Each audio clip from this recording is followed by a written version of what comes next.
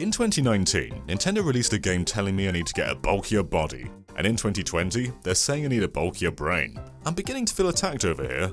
Brain training was a phenomenon on the DS, but it was kinda lightning in a bottle. The 3DS iteration was fine and even deviated a little, but it didn't have the same social impact the originals did, and in an era of smartphones, I don't think that can happen again. So what's going to make the brand new brain training for Switch any different? Well, I guess we'll see its success over time, but right now, I think what makes it important is the statement it leads with. This is a very handheld orientated game, and heck, it even comes with a stylus. You don't need to play with it, but it's absolutely the ideal control scheme. You wouldn't see this on any previous Nintendo home console, and it really goes to show the Switch isn't just a hybrid console, but also a hybrid handheld. I love that the era of smaller handheld games are still very much intact, and it's also very nice that the smaller price tags are also intact with this one.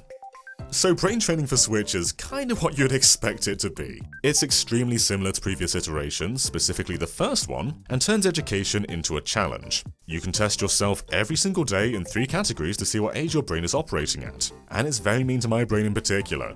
Screw you, Kawashima! Or you can play over a dozen mini-games at your own pace whenever you like. Though these are weirdly unlocked every couple of days, so you're kinda restricted at what you can do at first. I had to go for 18 days to unlock everything, and a lot of these games are kinda repeats of what came before.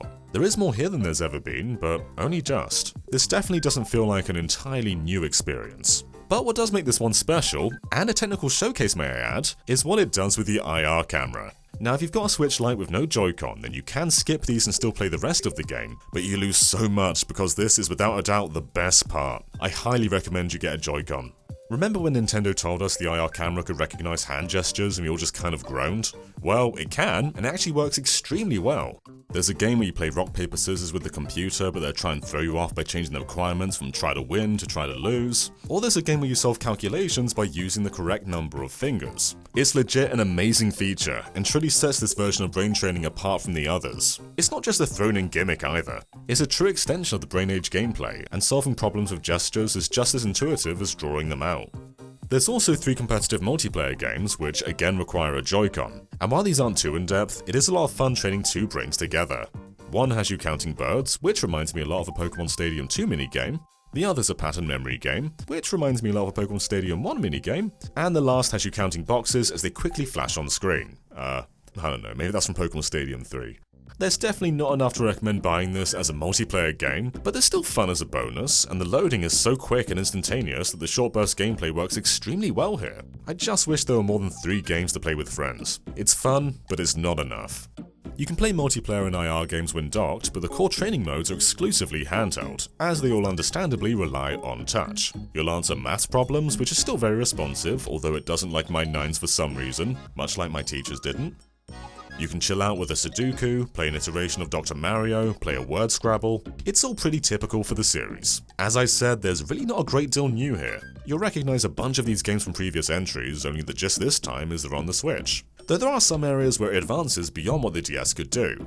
For instance, only one of the DS's screens were touch. So this game here, where you multitask by solving math problems on the lower half of the screen while jumping over hurdles on the top half of the screen, wouldn't be this intuitive on previous systems. Likewise, having more screen real estate for connecting masses of icons, or just enabling more complex layouts, really does go a long way to making this a better iteration than previous entries. One area where it's flat out worse though has gotta be the reading exercise. The Switch doesn't have a microphone, so the game just kind of trusts you, which doesn't feel particularly interactive. Again, it's great to have more screen real estate as it feels like you're actually reading off a book now, but more than any other area, this part doesn't really feel like a game. For anyone with imagination, yesterday's achievement was inspiring.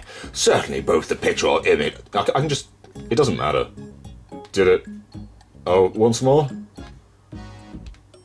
Your first view of our continent, 1/3 smaller than yours in size, 1/3 bigger in terms of population, set the tone for what followed. I'm such a fast reader.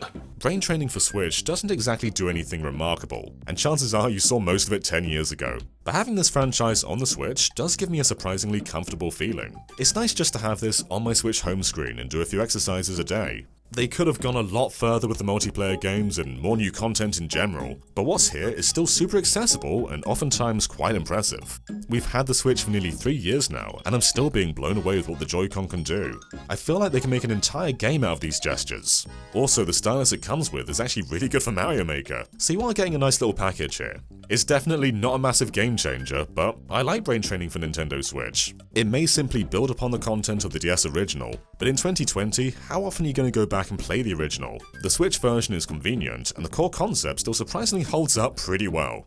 And with that said, thank you so much for watching. If you enjoyed this video, then be sure to subscribe to Game Explained and also ring that bell for a lot more Switch reviews and other things gaming too. Until next time, bye!